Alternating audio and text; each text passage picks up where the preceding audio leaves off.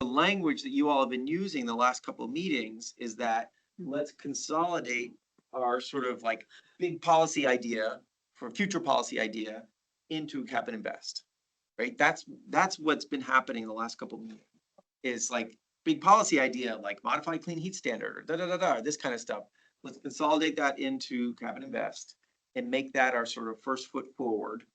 And that's why this final note is important to say, this is a foot forward, and all this other stuff is also still important. So here's where I'm at on this. I Yeah. think, if you're done. Yeah, Um, I wrote, I had a pre-existing, because I had to go to this conference and speak. So I wasn't here. We had the one or two language. Yeah. which ones, and I had significant concerns about making a de facto presumptive close that we were gonna do this. And then the overarching keystone, however we wanna articulate, and I agree with the way Kelly articulated it. It's something that there has been probably out of all the stuff, as esoteric as it might be, probably the most publicized initiative has been cap and invest. And if that's going to be the one that's the most frankly discredited. And yet for this plan, that is the keynote we're pointing to, that is the primary, along with other things. But hey, final note, this is the baby we need to get done.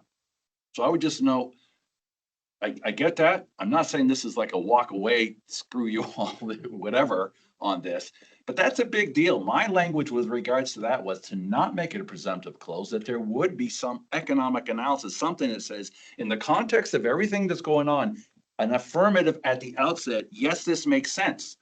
And then we'll go. This is, we're going. And then on the margins, you can try, I can see the one spot where the department is mentioned. On the margin, your task is to make this affordable if you can. Technical amendments to make it affordable, but we're going. So if that's the case, if that's where you're saying where we are, okay, then I'll make my decision in toto with looking at other stuff. But to me, I don't care exactly exactly what was being discussed and how that moved. I made my specific language recommendations that raise this as a concern. It's still a concern, and we'll see, and we'll vote, and we'll see what happens. I think it'd be helpful to revisit the treasurer's report, because I recall that he said we should, but that the New York one, when it's up, would be the one we should join. And we also had a lot of analysis that says this isn't discredited strategy. You should, Kelly, because that's not my takeaway further. I think there's a great point that someone mentioned with regards to, because I've been trying to play this straight. So I was blessed to have a lunch with a key legislator from Washington. So we talked about the initiative ballot, which to repeal cap and invest failed 62 to 38%. So still, but there were huge learnings. Do whatever you do. I would describe it as Washington Democrat was left of center, so it'd be home in most places. Here in our state was whatever you do, don't have a renewable energy standard and do a cap and invest. I said, wait a minute. So there's more to come. I'm just saying there's lots of things that here to consider. So I've taken up too much time, sorry, but I want to be, in fairness, I want to be clear and transparent about where I'm coming down on this. Eva, can I just remind us about today? Because today there's two things happening today, and being the person trying to keep us on track. The process for today is twofold. We're trying to reach consensus. I understood on the 50-ish actions. And so at some point you should talk about how we're going to get there on that, because the point that Secretary Curley just made, we just sort of kick the can to the top 10, and that is also happening as a starting point today. But there's still a point around voting or consensus on the 50 that needs to happen. Yeah. And so I don't want to gloss over that, because that is a point that where people might diverge. And that was something that happened in the initial climate action plan. So there's 50 actions, yes, and people might have different points on it. I don't think we're taking any off the table anymore, but there's still a place of dissent or agreement that might come up in those 50. And then there's a next phase of a process of getting to a top 10 or a even more refined list that we're starting today as well. And then there's a next phase of adopting the whole plan. Yes. And so today we're not going to do, I had not envisioned today any kind of voting protocol on the top 50.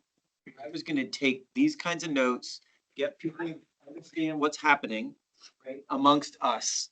And if there's something significant like this where you're like, I'm not even sure I like this idea of lifting this up as a keystone or something like that, noting that, right? And then seeing what happens when we test for top 10 within that, right? Yeah. That's what I plan on doing today. We're not gonna adopt the plan and activate a voting protocol and something like that until later this month, when it's more together. And then we're gonna do it as like all together, the big old package. But like just what we did on the education workforce, funding, financing, that kind of stuff, we took some good notes and there's a lot of head nodding, like, yeah, okay, if we put those notes in there, we're getting in the right direction. I don't particularly love this other thing, but that's fine, right? This is trickier, right? And this one's gonna be tricky. We need to think of it in the context of a top 50, right? And this afternoon, we'll see how it shakes out when we think about it in terms of lifting up a top 10-ish. Joey? We'll do in advance, David. Two process questions. Just on the top 10, I do kind of wonder, I'm not trying to punt, but like, it may be helpful to have next Monday's presentation inform the top 10. And then also process point. So if we don't have something like a cap and invest or something else akin to it, then is it incumbent upon us to put something else on the table that does ensure that the plan gets us close, whether it's even to 2035, just regarding the statute? Like, the reason cap and invest is on the table and it's been built on decades of work and research. This is not, the treasurer's report was one of the last of many. And we really need a tool like that for the transportation and thermal space, and we currently lack it. So is it incumbent upon us, if we punt on something like this, or to put something together that delivers on our charge? I mean, I feel like that's one of the criteria for you all to talk about, right? That's one of the key, when you're talking about, obviously what's included in your top 50 and what's included in potential top 10-ish. Seems like that's a criteria you might want to put on the table. That what we're mandated to do is to. Correct. Refuse. This comes back to we are this little tiny piece in this big globe that is mandated to some really, really heavy, it's a heavy lift. And I totally agree. We're like being pushed to hit this, but we're this rural state and we have, I'm sorry, I need to get it out there. Okay. We're all pulling on these big emitters of climate pollution. We're pulling on them. We're asking them to bring things to our home, and we're shipping, and we're driving them, and we're asking them to spend twice the money to buy the equipment to electrify, and it's not necessarily working in the way they want yet, and we don't have the infrastructure yet. And so we're trying to get to these goals. We're a little fraction of the bigger global whatever. And so while I agree with you, because I'm scratching my head, I'm like, if not this, then what, right? So we get so fixated on the emissions because we're trying to hit that goal that was set for us by legislators that in my mind is like such a lift when we're such a little piece of the pie.